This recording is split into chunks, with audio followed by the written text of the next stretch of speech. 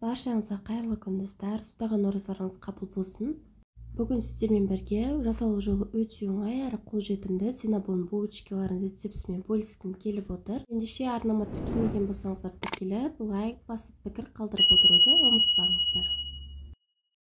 Бізге ең алдымен жылы сүт қажет болады. Міндетті түрде сүттеріңіз жылы болуы қажет.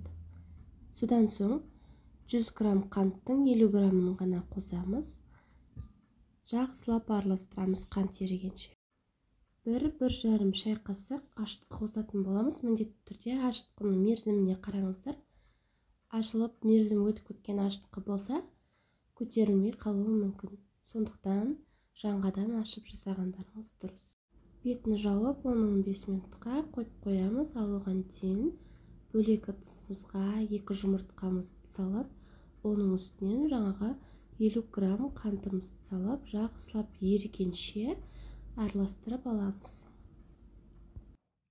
Мінекей бізде осындай біркелкі масса болады. Мінекей біздің апарамыз өте әдемі болып көтерілген. Срогы өтпеген болса, осындай өте әдемі болып көтеріледі және булочкаларыңызда тез ашиды. Осының үстінен 1 шай қасық алма сірке суын қосамыз. Міндетті түрде қосыңыздар, өте жұмсақ болып шығады және ертілген сармай. Содан соң жаңағы жұмыртқалы массамызды қосып, барлығын жақсылап араластырып алып, үстінен електен өткізілген ұнымызды салып, жұмсақ қамыр илейтін боламыз. Дайын болған қамырымызды жарты сағат, 1 сағат шамасында көтерілгенше қалдырамыз жылы жерге. Мінекей қамырымыз 40 минуттың ішінде осындай әдемі болып көтеріліп шықты. Енді ұнымызды сеуіп отырып, жайып шығамыз.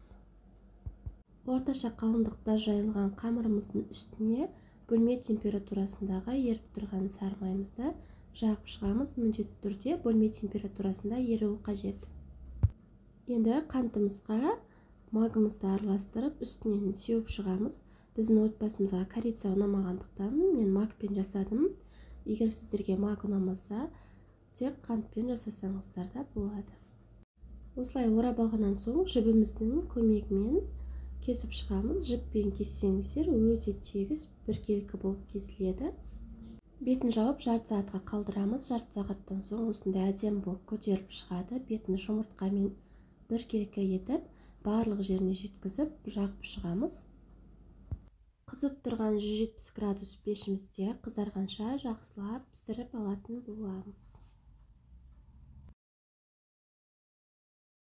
Ал енді оған дейін біз помадкасын дайындайтын боламыз. Ол үшін бізге қаймақ және қант ұнтағы қажет болады. Екеуін жақсылап араластырып, бетіне жағатын боламыз.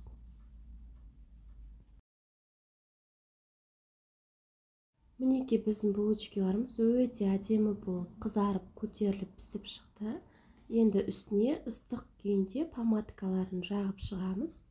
Сонда біздің булочкаларымыз өте дәмді, одан сайын жұмсақ болып шығады. Міндетті түрде жасап көруге кеңес беремін. Соңына дейін менімен бірге болғандарыңызға рахмет. Арнама тіркелуді ұмытпаңыздар.